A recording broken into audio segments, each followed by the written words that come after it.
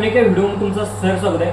आज जय भवानी देवीच्या यात्रेनिमित्त दहिवडी भवानीनगर येथे भव्य दिव्य ओपन बैलगाडी शर्यतीचं आयोजन केलं होतं आणि या ह्याच्यामध्ये ओपन बैलगाडीच्या शर्यतीमध्ये प्रथम क्रमांकाचा मानकर ठरला तो म्हणजे सर्व बैलगाडी शर्यतीमधला ताईत, बैलगाडीच्या गळ्यामधील ताईत, बैलगाडी शौकीनेचा म्हणजे आधी राज्य गाजवणारा ताईत म्हणजे सर्वांचा अक्रम हिंद केसरी मोहिल शेट यांचं काळीज ते म्हणजे आपला सर्वांचा लडका बकासूर आणि त्याच्यासोबत होता आजी शेठ कारुंडेकरांचा चिक्या आणि आज त्यांनी प्रथम क्रमांकाचा मानकर ठरवला। तर मित्रांनो बकासूरला बोलेल तेवढं कमी, तर बकासूरचं कारण काय की इतके रेकॉर्ड केले त्याचं रेकॉर्ड तोच मोडू शकतो हे तिने उपमा दिली तरी चालेल।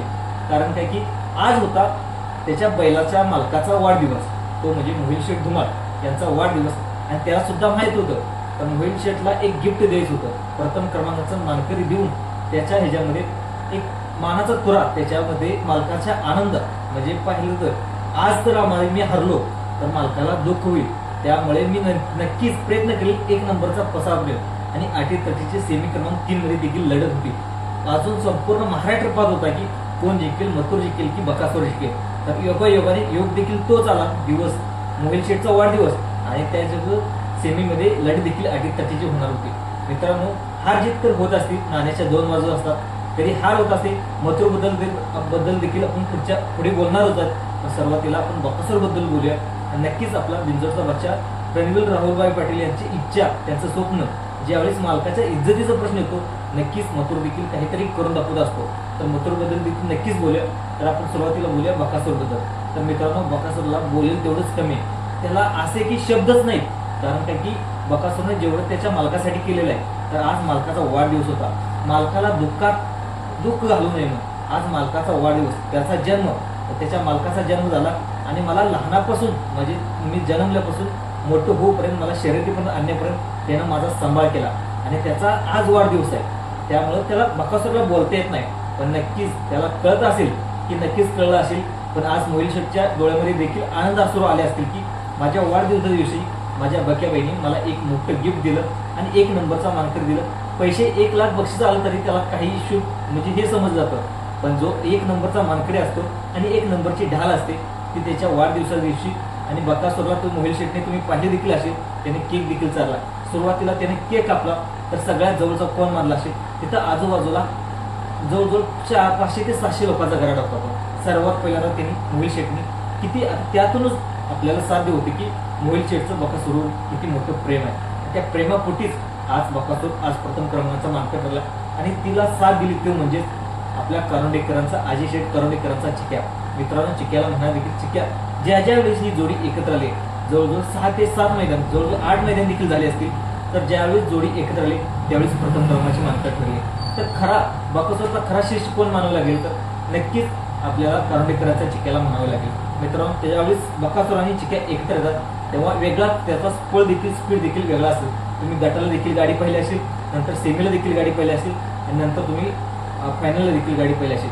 ज्यावेळेस गाडी अतिशय चांगल्या प्रकारे पळत असते, ज्यावेळेस गाडी जुटून पळत असते, ज्यावेळेस चिक्या कारुंडेकरांचा चिक्या आणि बक्याबाई एकत्र येतात त्यावेळेस नक्कीच प्रथम क्रमांकाचा मानकर आहे। मित्रांनो त्याच्यामध्ये या पळाबद्दल तुम्हाला चिक्या आणि बक्याच्या या जोडीबद्दल काय वाटतं नक्कीच तुम्ही कमेंट बॉक्समध्ये नोंदवा। मित्रांनो कारुंडेकरांचा चिक्या देखील त्याच्या मालकाचं नाव असंच करत राहील, कारण काय की बक्याबाईचा त्याच्यावरती आशीर्वाद आहे। ज्यावेळेस एकत्र आहेत नक्कीच एक वेगळा निकाल पाहायला मिळाला देखील आहे। तर आता दुसरं पाहायला गेलं तर सेमी क्रमांक 3 मध्ये, आता सेमी क्रमांक 1 मध्ये काय झालं ते बघूया। ते सेमी क्रमांक मध्ये सर्जा जो नवीन चेहरा देखील ह्याच्यामध्ये उजेडात द्याला, गारळवाडीकरांचा सर्जा त्याच्यासोबत दुसरा नंदी धावला। सेमी क्रमांक 2 मध्ये देखील भवानी आणि काशी ही जोडी धावली, ती देखील आज नवीन चेहरा आज उजेडात द्याला आणि नक्कीच त्यावेळी सेमी क्रमांक 2 मध्ये दुसरी गाडी होती ते म्हणजे बावधनकरांचा लक्ष असेल त्याच्यासोबत हरण्या। आणि ते दुसरं पाहिलं गेलं तर जी पेडगाव हिंदकेसरमध्ये प्रथम क्रमांकाची जोडी होती तो म्हणजे शिरसवडीकरांची रायफल आणि त्याच्यासोबत होता दौर्लीकरांचा 622 हरण्या। तर या गाडीला टप देणार तो म्हणजे काशी आणि त्याच्याबरोबर होता तो वजीर। या गाडीने चांगली टप दिली आणि तो गाडी आज फायनलला पात्र ठरली आणि सेमी क्रमांक 3 मध्ये जवळजवळ P3 युट्यूब चॅनलवरती जवळजवळ 1 ते 1.5 लाख लोक लाईव्ह पाहत होते। तर बकासूर जिंकणार की मथुर जिंकणार? मित्रांनो एक दोन्ही अटीतटीचा होता, दोघांचा देखील इज्जतीचा प्रश्न होता। एक म्हणजे कॉकटेल, ते म्हणजे पिंटू शेठ मोडक। ज्यावेळेस पिंटू शेठ मोडक म्हणजे कॉकटेल सुद्धा थोडासा गुलाबासाठी संघर्ष करत आहे, त्यावेळेस मथुर त्याचा भाऊ म्हणजे मथुर देखील त्याला गुलालासाठी आणण्यासाठी म्हणजे अटीतटीचा प्रयत्न करत होता. गट देखील त्याने काढला चांगल्या प्रकारे, पण सेमीला गाडी थोडीशी म्हणजे फॉर्म मधल्या गाड्या होत्या. दुसऱ्या बाजूला होता बकासूर, म्हणजे ज्याला बैलगाडी क्षेत्रामधला रेकॉर्ड ब्रेकर म्हटलं जातो तो म्हणजे दशम हिंदकेसरी बकासूर होता. आणि दुसरा बैल होता कॉकटेल आणि मथुर.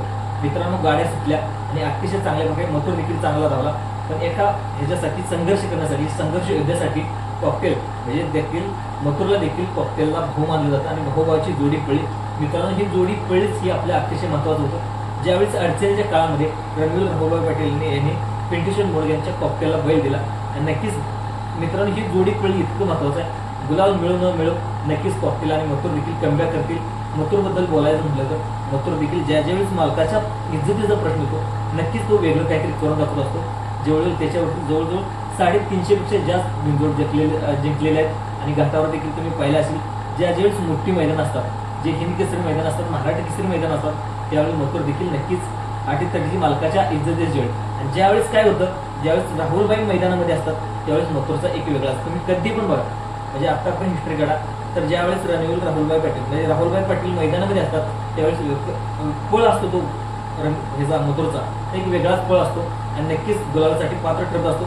1 नंबर 2 नंबर ती वेगळी बात आहे, पण गुलालासाठी पात्र ठरणं ही मथुर ज्यावेळेस राहुलभाई पाटील मैदानामध्ये येतात नक्कीच आपला मथुर गुलालामध्ये राहत असतो आणि अटीतटीच्या लढतीमध्ये नक्कीच मालकाच्या इज्जताशी धावत असतो. आणि मथुर देखील मथुरच्या जागेत आहे आणि बकासूरची जागा बकासूरच्या जागेत. दोन्हींनी एकमेकाचे रेकॉर्ड केले आहेत. दोन्ही नंदी देखील एकत्र मध्ये आलेत.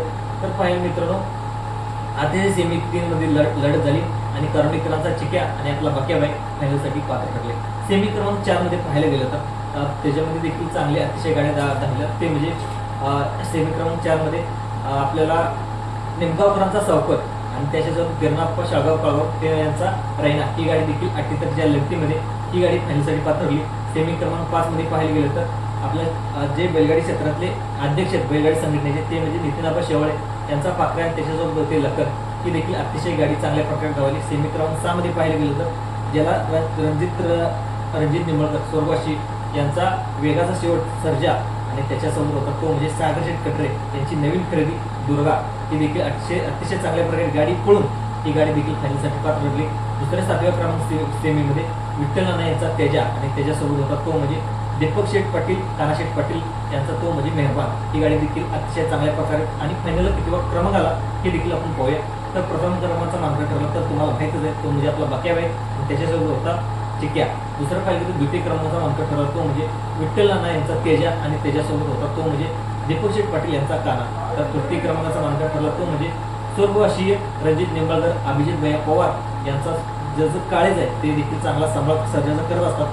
तो म्हणजे वेगाचा शेवट सर्जा आणि त्याच्यासोबत होता सागरशेठ कटरे धनंदकरांचा दुर्गा त्यांची नवीन खरेदी ही देखील अतिशय गाडी चांगली प्रकारे पळली. ही गाडी तृतीय क्रमांकाची मानकरी ठरली. दुसरे 4th क्रमांकाची गाडी ठरली ते म्हणजे जे वजीर आणि जे काशी आहेत हे देखील 4th क्रमांकाची मानकरी ठरली. 5व्या क्रमांकाचे देखील क्रमांक लखन असेल. नंतर जे नवीन चेहरे ते उदयास आले. मित्रांनो, हे मैदान आणि 1 लाख मानकरीची आणि 1 लाख मानकरीचा खरा मानकरी ठरला तो म्हणजे मोहित शेठ धुमाळ यांचा अक्रम हिंदकेसरी बकासूर आणि त्याच्याजवळ होता कर्णिकरांचा चिक्या. आजच्या मैदानामध्ये तुम्हाला काय वाटतं नक्कीच. आणि आजच्या मैदानामध्ये थोडीशी हार आणि थोडासा संघर्ष पिंटू शेठ म्हणून त्यांचं कॉकटेल असेल. नंतर पाहायला गेलं तर घरणीकरांचा राजा असेल. असे वेगवेगळे नंदी आहेत, त्यांना थोडासा गुलासाठी संघर्ष करतात. हे नंदी देखील नक्कीच कमबॅक करतील. मित्रांनो, हा व्हिडिओ आवडल्यास एक फ्रीमध्ये लाईकचं बटन